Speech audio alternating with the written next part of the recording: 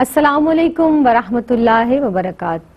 ایک مرتبہ پھر آپ کے پسندیدہ پروگرام میری پہچان لے کر حاضر خدمت ہیں۔ جناب، جس طرح سے مسجد کی اہمیت، اس کی فضیلت کے تعلق سے گفتگو کی جا رہی ہے اور بہت ہی پیارا آج کا ہمارا موضوع ہے، اس تعلق سے دو مہمان شخصیت تشریف رکھتی ہیں۔ سب سے پہلے تشریف رکھتی ہیں ڈاکٹر زنیرہ عنبر صاحبہ اور ان کے ساتھ تشریف رکھتی ہیں سعدیہ سعید صاحبہ۔ مسجد کی افادیت، اس کی فضیلت، اہمیت، تعمیر اور ترقی کے تعلق سے بھی بات کی گئی اور کس طرح سے مسجد کے آداب کی بھی بات کی گئی۔ زنیرہ، آپ موجود ہیں، میں چاہوں گی کہ ہم اس کو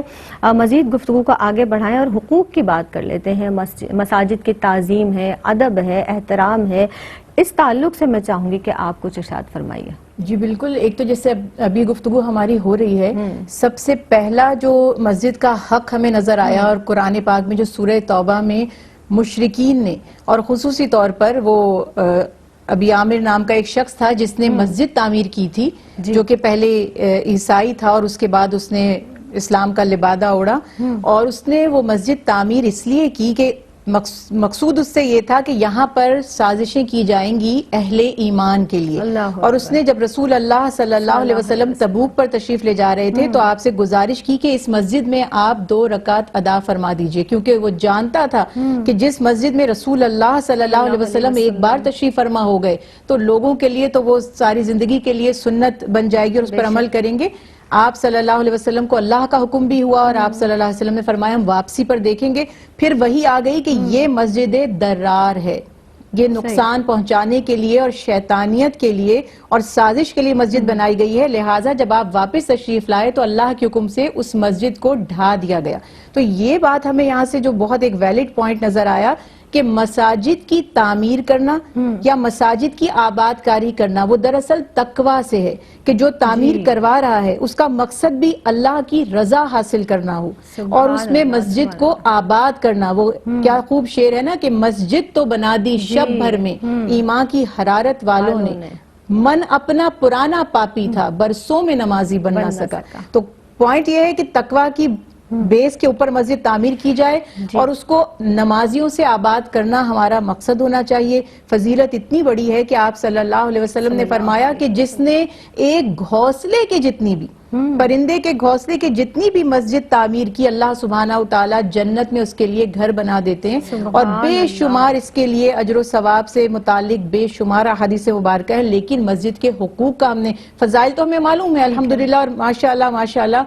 پوری دنیا میں مسلمانوں میں سب سے زیادہ رجحان ہے مساجد کی تعمیر میں حصہ لینے کا، لیکن ساتھ ساتھ ہمیں یہ بھی خیال رکھنا ہے کہ مسجد کی آبادی، اس کی آباد کاری، اس کو آباد کرنے کا جو کانسیپٹ ہے وہ یہ کہ باجماعت نماز وہاں ادا کرنے کی کوشش کی جائے، مساجد کو صاف ستھرا رکھا جائے، مساجد میں دنیاوی بات چیت، غیر ضروری جو باتیں ہیں وہ نہ کی جائے، مساجد میں جھگڑا نہ کیا جائے۔ مسجد کے لیے جانا ہے تو بہت زیادہ دوڑتے مت جائیں۔ حدیث رسول اللہ صلی اللہ علیہ وسلم ہے کہ جب مسجد میں نماز کے لیے آمد ہو، تمہاری آنے لگو تو آہستہ آہستہ قدم اٹھاؤ، کیونکہ ایک تو ہر قدم کے عوض اجر و ثواب نصیب ہوتا ہے، دوسرا آپ نے فرمایا اگر تمہیں ڈر ہے کہ تمہاری نماز اب تم کھو دو گے تو جو حصہ تم سے رہ جائے بعد میں اسے قضا کرو۔ یہ تک فرمایا کہ یہ اس کا ادب ہے کہ بہت ہی افراتفری میں گاڑیوں کو اوورٹیک کرتے ہوئے، جگہ جگہ جھگڑے کرتے ہوئے، گاڑیاں کسی کو ایکسیڈنٹ کرتے ہوئے نہ جائیں۔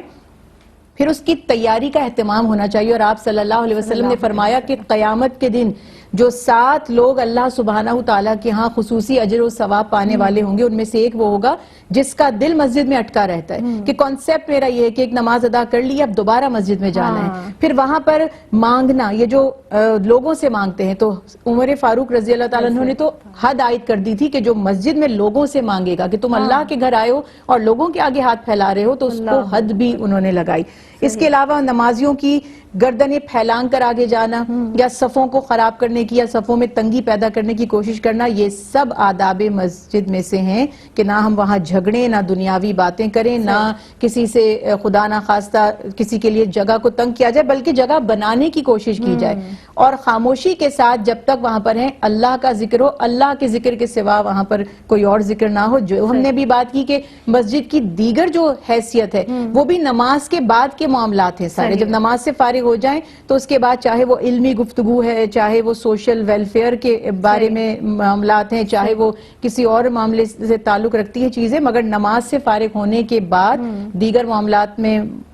حصہ لیا جا سکتا ہے. لیکن اسی طرح سے مسجد میں خرید و فروخت سے، حتیٰ کہ کوئی چیز گم ہو جائے مسجد کے اندر اور آپ نمازیوں میں وہ چیز ڈھونڈتے پھر رہے ہیں، اس کو بھی پسند نہیں کیا گیا، اس سے بھی منع کیا گیا. اور سب سے بڑھ کر یہ کہ اللہ کے ذکر میں مشغول رہیں. آج کل میں اگر انکلوڈ کر دوں تو اپنے موبائل فون خدارا سائلنٹ کر رکھیں. کے جائیں کم از کم. بہت امپورٹنٹ ہے کہ وہاں پہ بیٹھے ہوئے مسجد میں اور خطبے میں ہی ٹیکسنگ چل رہی ہوتی ہے بعض دفعہ لوگوں کی، تو اس چیز کا خیال رکھیں کہ اب کم از کم جتنی دیر مسجد میں آ گئے ہیں تو اپنے فون کو بند رکھیں، کسی اور کو آپ کی وجہ سے زحمت نہ ہو. مسجد میں کوئی بدبودار چیز کھا کر آ جانا،